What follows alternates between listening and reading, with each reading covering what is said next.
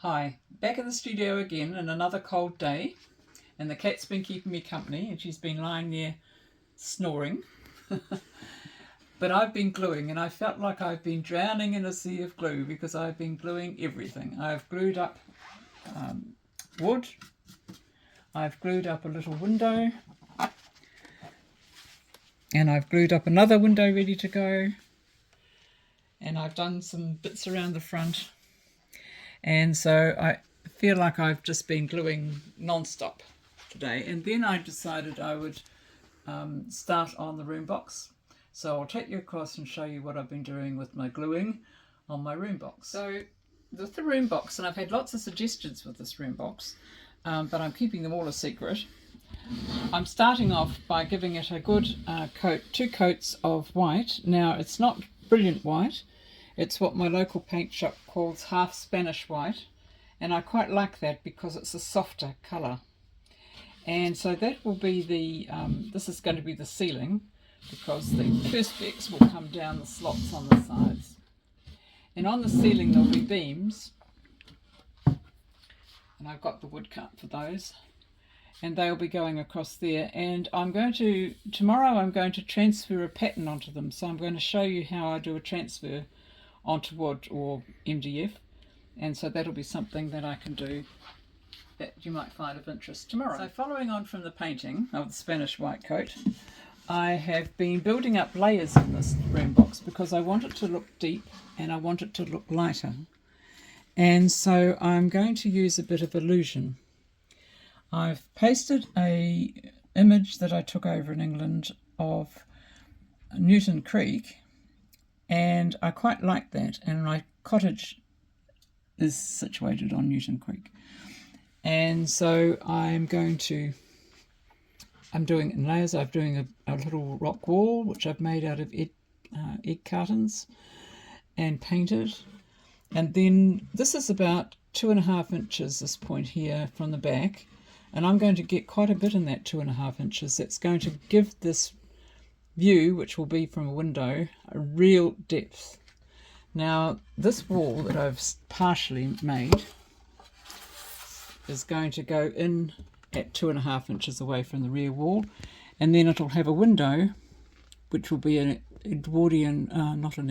Elizabethan casement window, and all you'll see is a little scene, but you'll see a lot of depth of that little scene. Well, that's the theory anyway, and hopefully it'll look like I want it to look when I finish with it. Now the other thing I was doing was I was painting the beams and detailing the beams.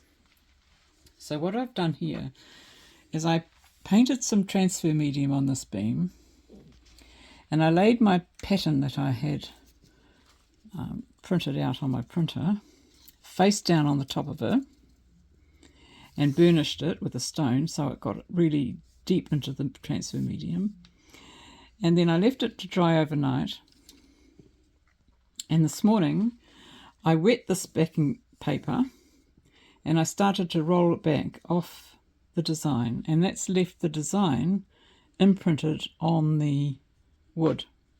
And where you can see the white transfer medium, I'll just touch that up with the paint. That's no problem. I couldn't really get away with not seeing that.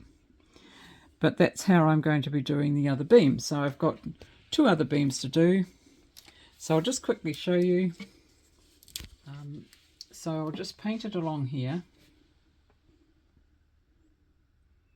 I've got to do it in one go. I don't want it to dry. I mean, it is a little bit thick. It's usually a bit runnier and it's a bit harder to get it to go straight on this, but just as long as I get the width of the piece over.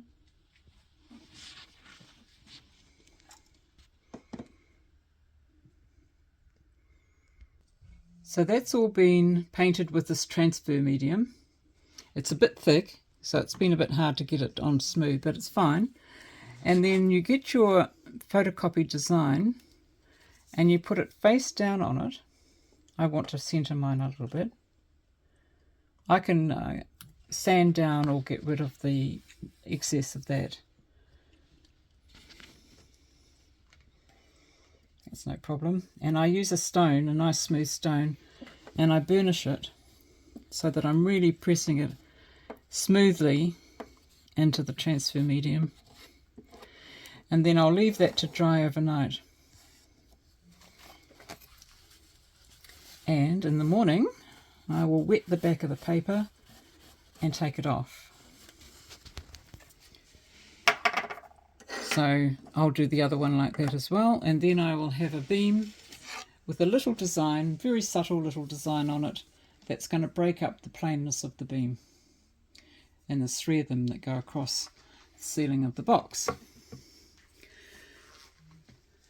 So that's pretty much the job for tomorrow, plus putting in a casement window in this wall, and I will have probably framing, like Tudor framing on this wall when I've finished.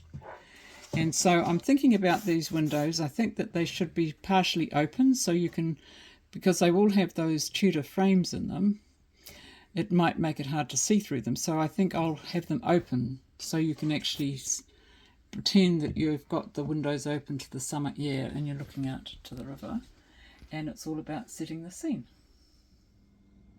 So just before I break up for the day, I thought I'd show you what I was doing with my transfer medium, and I brought you into my kitchen. Roger hates this because I spread stuff everywhere, and I have wet the paper that was lying on the top of the transfer medium, and I'm just going to carefully roll it, and you can see that the paper is starting to come off. It's rolling back. So I'm taking the back of the paper off, and it's leaving the design impressed onto the beam. And it's a nice subtle effect. I like it because it doesn't look too new. Sometimes you take a little bit of the pattern off, it doesn't matter. And I'll touch up all these white bits with paint so that it'll look okay. And it'll just have a very subtle pattern on the beam. And the others will be exactly the same. So thank you for watching, and I hope you've enjoyed that.